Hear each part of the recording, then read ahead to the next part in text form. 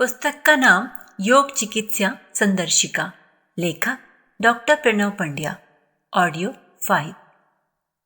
उदर संचालन के अभ्यास। उत्तान पादासन। इस अभ्यास के लिए पीठ के बल लेट जाइए। दोनों पैर एक साथ मिलाइए, हथेलियां कमर के बगल में। यह प्रारंभिक स्थिति हुई। श्वास लेते हुए बाएं पैर को धीरे धीरे उठाइए।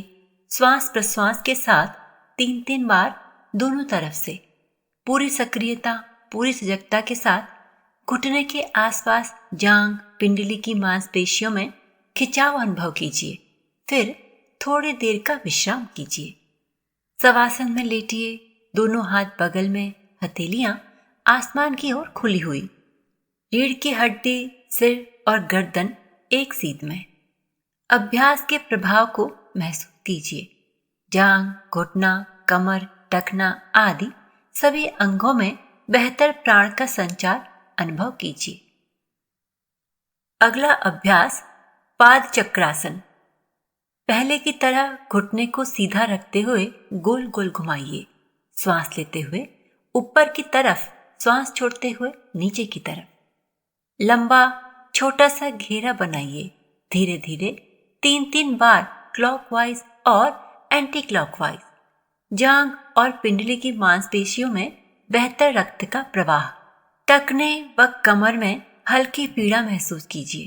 पूरी चेतना, पूरी सजगता घुटने के आसपास। फिर थोड़ी देर का विश्राम। पाद संचालन। पहले की तरह दोनों पैरों को मिला लीजिए, हथेलियां जमीन की तरफ बगल में। पाद संचालन जैसे साइकिल चलाते हैं। पहले एक पैर के घुटने को मोड़िए, जांघों को छाती के करीब लाइए। फिर श्वास लेते हुए खोलिए और साइकिल चलाने की तरह पंजों को आगे पीछे लाइए और ले जाइए। दूसरे पैर से इसी तरह। फिर दोनों पैर एक साथ। इस क्रिया को 5-5 बार लयबद्ध तरीके से करेंगे। बहुत धीरे धीरे, कोई जल्दबाजी नहीं। फिर थोड़ी देर का विश्राम।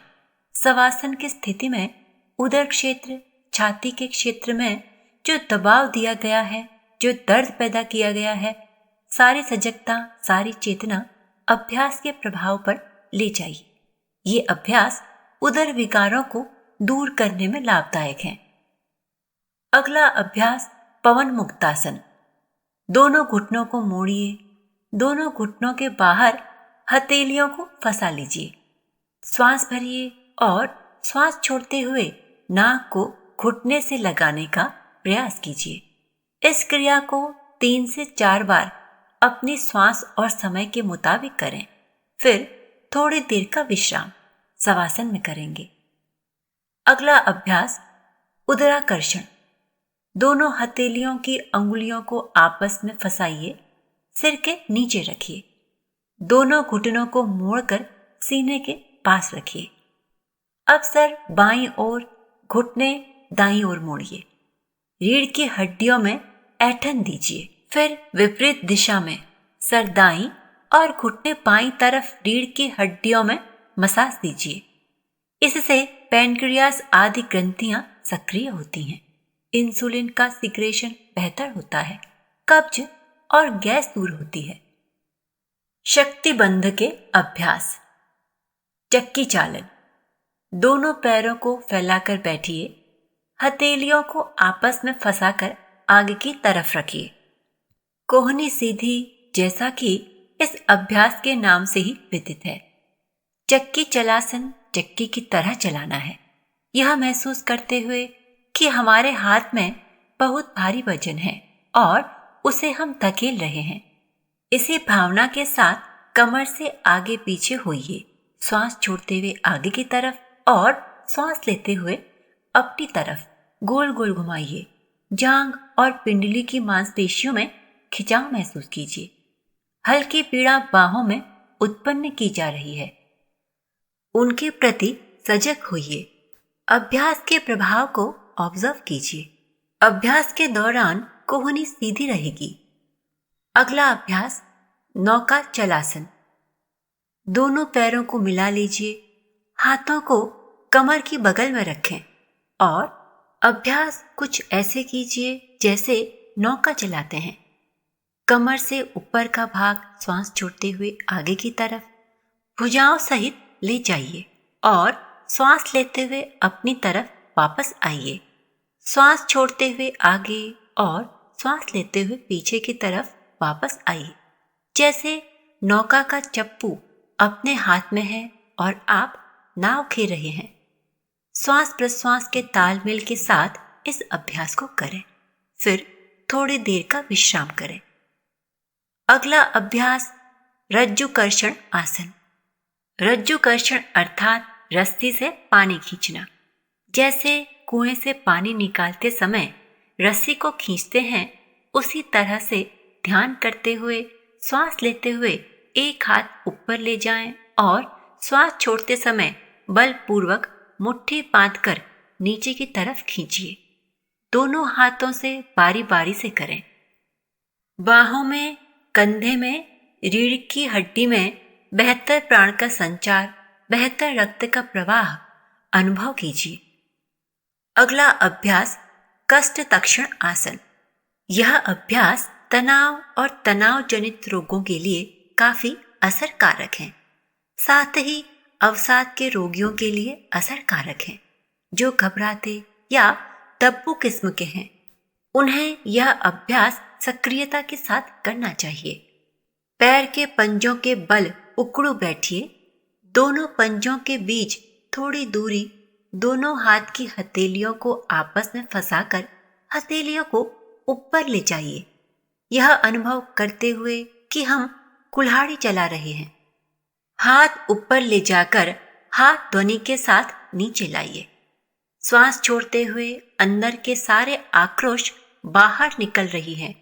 ऐसी भावना के साथ 5 से 10 बार इस अभ्यास को करें, फिर थोड़ी देर के लिए विश्राम। अगला अभ्यास विशेष अभ्यास ताड़ासन। खड़े होकर दोनों पैर एक साथ, हाथ की उंगलियों को आपस में फंसाकर पलटकर सर के ऊपर रखिए। सामने दीवार में एक बिंदु निश्चित कीजिए जिसमें अपनी चेतना को एकाग्र रखना है। चेतना को केंद्रित रखते हुए श्वास लेते हुए एड़ी और हाथ को ऊपर उठाएं। कोहनियों को सीधा कीजिए। पंचों के बल आने का प्रयास कीजिए। श्वास छोड़ते हुए धीरे धीरे नीचे। इस क्रिया को 5 बार कीजिए। खिंचाव अनुभव कीजिए। उदर, छाती, जांग, पिंडली व बाह की मांसपेशियों में। फिर दोनों हथेलियों को बगल में झूलने दीजिए। इसी स्थिति में विश्राम। अभ्यास के प्रभाव को जानने का प्रयास कीजिए। त्रियक ताड़ासन। दोनों पैरों के बीच में 1 से 1.5 फीट की दूरी। हाथ की उंगलियों को ताड़ासन की स्थिति में ऊपर उठाकर फंसाएं। श्वास छोड़ते हुए दाहिनी तरफ झुकिए। कोहनी सीधी रहेगी। ध्यान रहे, कोहनी आगे या पीछे नहीं झुकनी चाहिए। कटी प्रदेश में कंध स्थिति में हल्की पीड़ा उत्पन्न की जा रही है। दोनों ओर समान रूप से श्वास के समय के मुताबिक झुकिए। बाहों, जांघों, उदर और छाती की मांसपेशियों में सक्रियता अनुभव कीजिए। अगले अभ्यास के लिए तैयार होइए। कटी चक्रासन। हथेलियों को कंधे की सीध में ऊपर उठाइए। पैरों को फैलाए रखिए। श्वास छोड़ते हुए बाईं तरफ मुड़िए। बाईं हथेली दाईं कमर में, दाहिनी हथेली बाएं कंधे पर। रीढ़ की हड्डियों में ऐंठन महसूस कीजिए। श्वास लेते हुए बीच में आइए। कोहनी को फैलाए रखिए। श्वास छोड़ते हुए दूसरी तरफ बाईं ओर मुड़िए। दाहिनी हथेली बाईं कमर में, बाईं हथेली दाएं कंधे पर, क्रमशः बाएं दाएं। इसी क्रिया को 5 बार दोहराइए। आपको सक्रिय करने की चैतन्यता अनुभव करें। हमारा स्नायु तंत्र रीढ़ की हड्डी के माध्यम से ही काम करता है, इसलिए रीढ़ की हड्डी को सक्रिय करना इस अभ्यास का लक्ष्य है। शारीरिक, मानसिक किसी भी पीड़ा के लिए असरकारक अभ्यास है।